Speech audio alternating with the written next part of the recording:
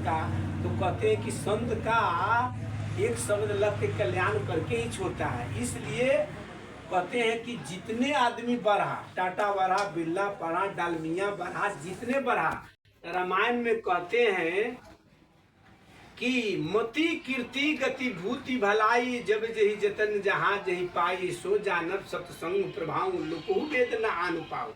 जो अच्छी बुद्धि किसी का हो गया तो मति कीर्ति, किसी का यश बढ़ रहा है, कीर्ति, तो मति कीर्ति भूति, धन संपत्ति बढ़ रहा है, तो मति कीर्ति गति भूति भलाई, भलाई जो अष्टादश पुराण तो कहते हैं कि जीवन में लिखा है कि अष्टादश पुराण सुश्री व्यास से वचनम देयम प्रोपकाराय पुण्याय पापाय पर पिंडम। कहते हैं 18 पुराण का संशोधन व्यास जी करते हैं तो 2 ही बात निकला, ते प्रोपकाराय पुण्याय, दूसरों को प्रोपकार करोगे तो पुण्य मिलेगा, और दूसरों को सताओगे तो पाप मिलेगा। इसलिए जीवन में कहता है पापी है बढ़ता है। अभी चर्चा कोई कर रहे थे कि पापी पाप भी करता है और बढ़ता है।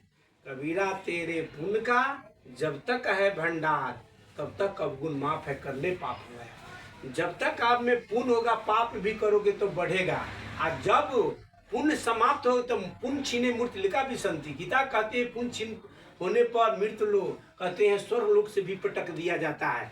इसलिए मांस मछलियाँ खाता है सुरा 500 हेत, तेन नरदेश से जाएंगे जो मुल्ली के खेत। उसका जब वंशज गया तभी अमेरिका है से अहिरावण का क्षेत्र माना जाता था, कुंभकर्ण था, क्या करते उनकी बहन थी, वो कुल सहित ऐसे 1 लाख बेटा 1.25 लाख नाती, ता रावण घर दिया न बाती, एक भी नहीं छोड़ा, तो पूरा को लेकर समाप्त हो जाता है। इसलिए कबीरा तेरे पुण्य का जब तक है भंडार तब तक अवगुण माफ है, कर ले पाप। वो पाप भी करेगा तो पुण्य जैसे बढ़ेगा, पर वो क्या करे, पुण्य जब समाप्त हो जाएगा तो ऊपर अपना है से कुल खानदान जैसे स्वाहा हो जाएगा। इसलिए तुलसी तनु यह खेत है, मन कर्म वचन किसान, अब पाप पुण्य दो बीज है बबे सो लिबे निदान। तुलसीदास जी कहते हैं शरीर क्या है, खेत की भांति है।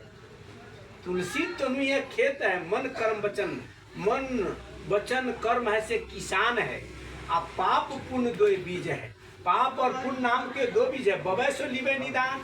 जो बोया जाएगा वही अंत में काटा जाएगा, जैसा कर्म करोगे जैसा भोगा जाएगा। इसलिए तुलसी तनु यह तबा है, तपत सदा तरे ताप, अशांति हुई जब शांति पद पाव ही राम प्रताप। कहते तुलसीदास जी क्या है, तुलसीदास जी कहते हैं कि शरीर क्या है, तवा के भांति है, तपत सदा तरे ताप, देही दैवी भौत की तापा, राम राज काहू न व्यापा। तो देही दैवी भौत की ताप से हमारा शरीर जल रहा है, तो तुलसी तनु यह तबा है, तपत सदा तरे ताप, शांति हो जब शांति पद। कहते शांति कब मिलेगा, जब उस परम पद को पा जाओगे, मोक्ष को पा जाओगे।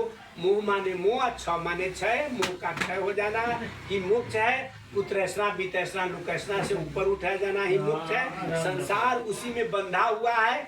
इसलिए मोक्ष का अर्थ ही होता है मोह माने मोह क्षय।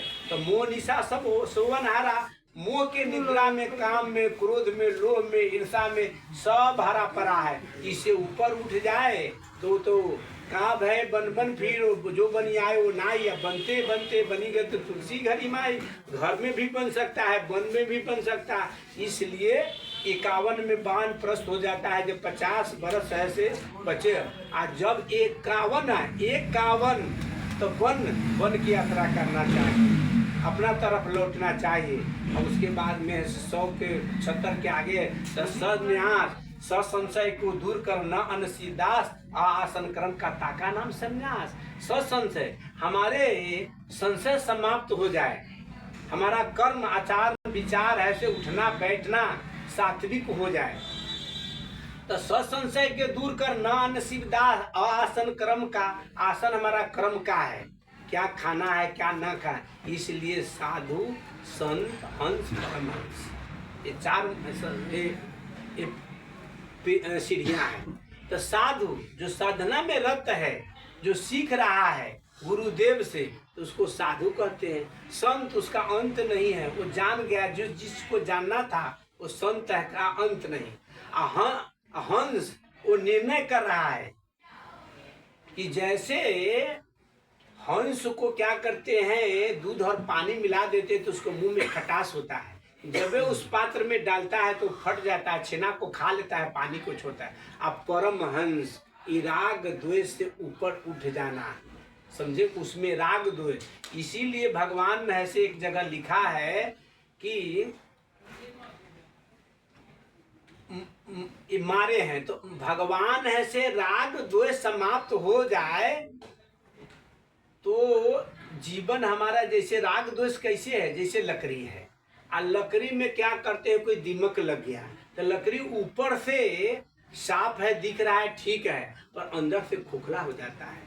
तो इसीलिए मनुष्य में राग द्वेष आ जाए तो क्या करते हैं कि वो क्या करता है कि न बढ़ता है न किसी को बढ़ते देखता है। इसलिए राग द्वेष से आप ऊपर उठ गए तो ना किसी से दोस्ती, ना, इसलिए सदगुरु कभी कहते ना किसी से दोस्ती और ना काहू से बैर, तब जाकर आदमी से अपने गंतव्य पर, अपने मुकाम पर पहुंच जाता है। इसलिए जीवन में कारण है कि योग वाटिका है, उपभोग वाटिका है, और रावण काम वाटिका लगाता है कि वो बुढ़ापा तकले है से दुखी था। योग वाटिका है से अष्टावक्र से क्या करते हैं कि मैथिल जिस क्षेत्र में है ये लोग का जन्म, तो कहते हैं कि वहाँ ऐसे सब ज्ञानी ही थे। एक ऐसे पिंगला नाम की बेस्या नहीं थी, उसके लिए गुजरात